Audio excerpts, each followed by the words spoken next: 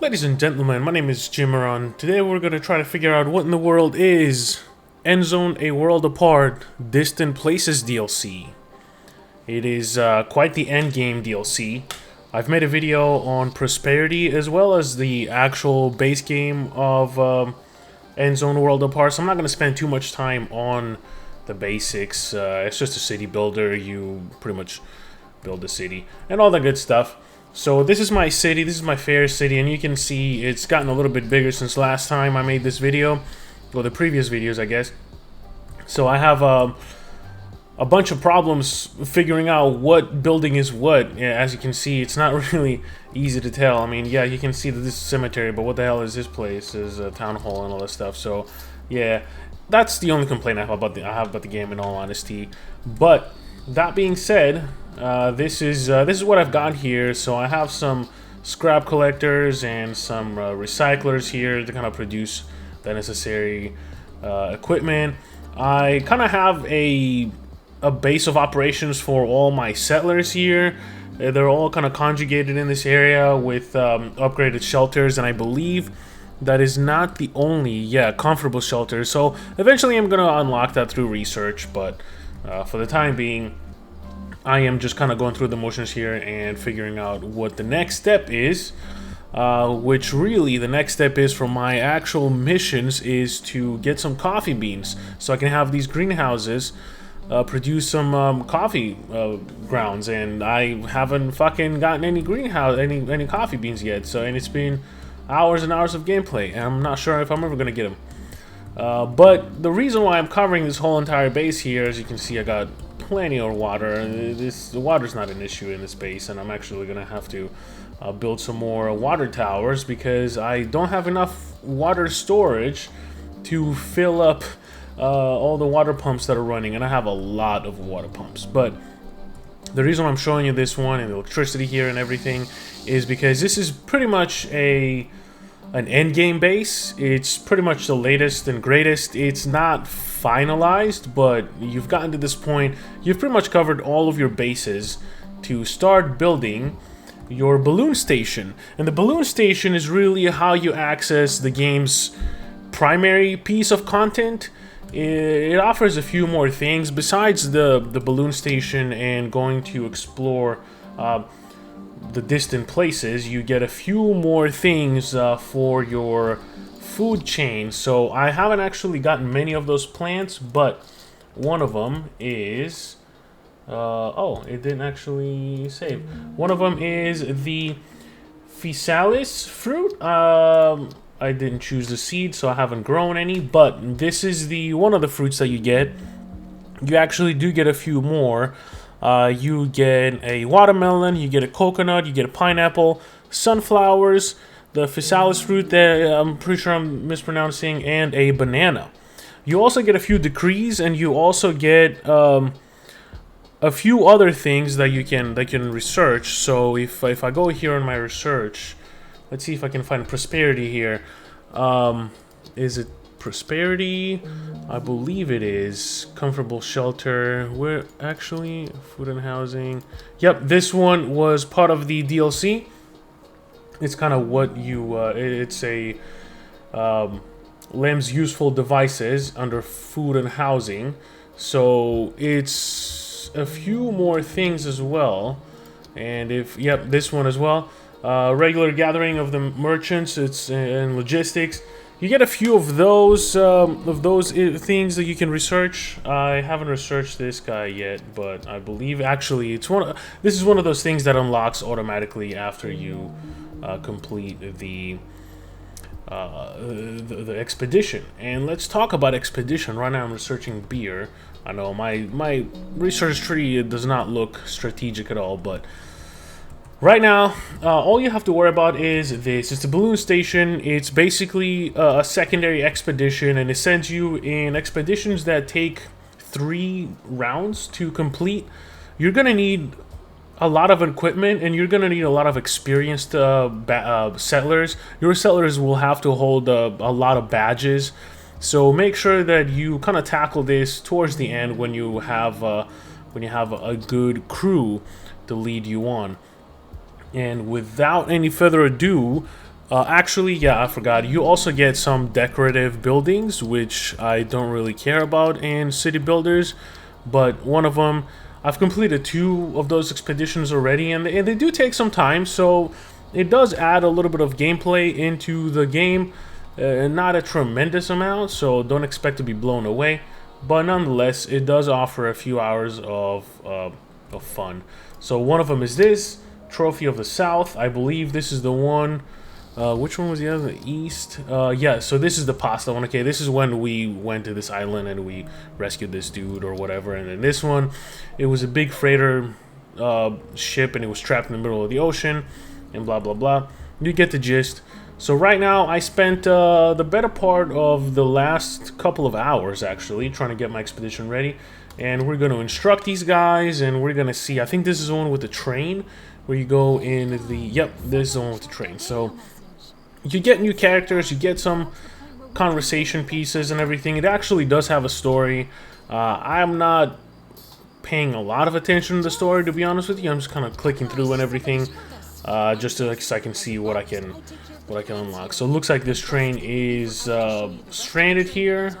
With a little bit of help, we can probably get this thing going. So this works exactly like an expedition would work near your base. I've completed all of those expeditions, and I wish that somehow the game reset those expeditions. It doesn't. Once you run out of expeditions near you, you are not going to have anything else to do. So keep that in mind before you kind of rush through it. And let's see, we're gonna sheet metal. That's why it was asking me to get some stuff. Blah blah blah. We're gonna go here. We're gonna take some plastic. I don't need any of these resources. I am swamped with resources, actually. I'm gonna have to scale it down a little bit and focus more on raw materials like glass and concrete and all that stuff. So let's see, grilled meat. That's why we needed this this dude to get here. The badge with the cook badge.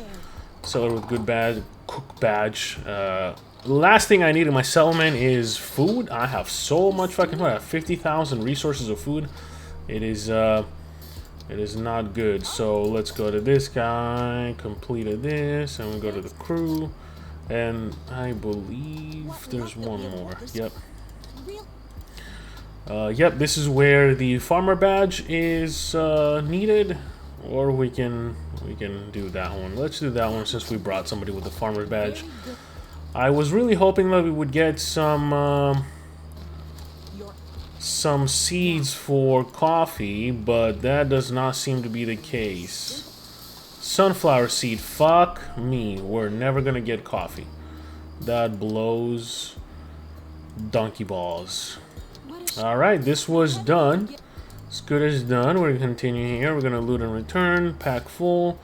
Yeah, so we're gonna safe trip home, and these guys are gonna start returning. I'm gonna go and fast forward just so we can see if they can get back in time. It's gonna take a little bit of time, but the reason why I want to kind of skip through this is so I can show you how many resources it takes and what kind of end game I'm talking about, because this is really end game material. You're gonna have to like play the game for a little bit of time. Now, I did notice that the game does not have bridges. How do you not fucking have bridges? Unless I'm missing something. I'm in the logistics here.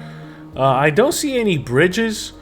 I see paved road, and when I'm doing paved road, I can't actually make it across, which is frustrating because, as you can see here, I've kind of expanded my base to this area, and these guys here have to always cross all the way.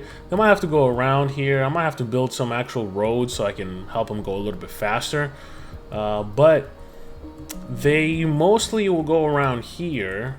So if somebody's right here, they're gonna have to like walk all the way around, and that kind of slows down the production of things. Because I have my sulfur mine here, and this is my cement mine, and this is my coal mine. I have another coal mine here, but I really do like the electricity mechanic of this game, so clearly I'm gonna have to start building a little bit more batteries. But I believe so far I have no issues with making my buildings last throughout the night. Yep, very barely, but they do make it throughout the night, and then the batteries recharge very quickly. I might have to build a few more batteries just for safekeeping, and I thought almost this one wasn't connected, but it is connected, so yep. As I'm adding more buildings, I'm gonna have to add some more. What the fuck just happened? Oh, I think I just bugged the game. Oh, never mind. What do you have to offer? So you're supposed to be able to find coffee beans right here in the trade, but I have dealt with about 100 traders at this point, and nobody seems to have any fucking coffee beans, and I'm just stuck with this quest for so long. I finally unlocked the greenhouses. I finally built them, hooked them up almost to electricity. But yeah, it's a struggle. It's definitely a struggle. I don't think I'm ever gonna get that. So warehouse, upgraded warehouse. I think I've upgraded all of my warehouses.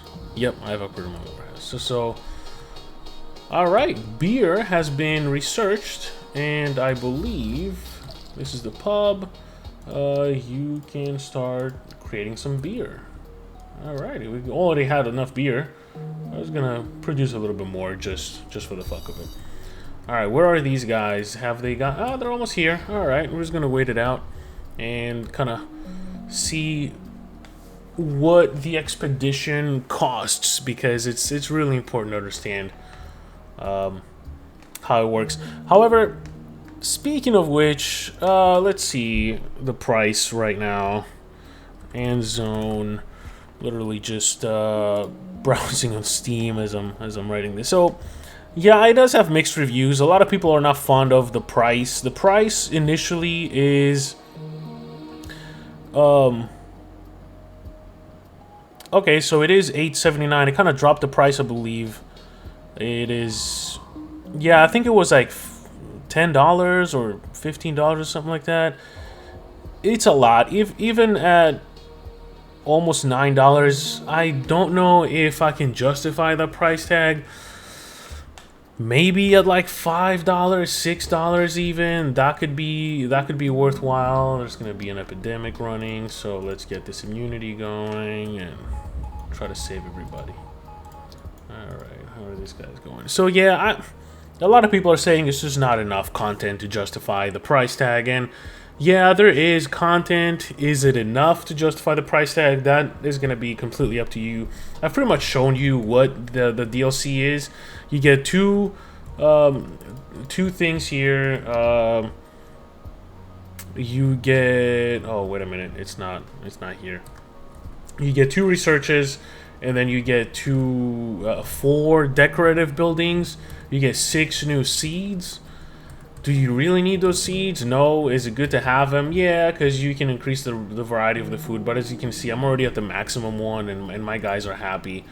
They're not as happy as I would like for them to be. I don't know why they're not as happy, but yeah, population is decreasing for some reason. I'm not sure why.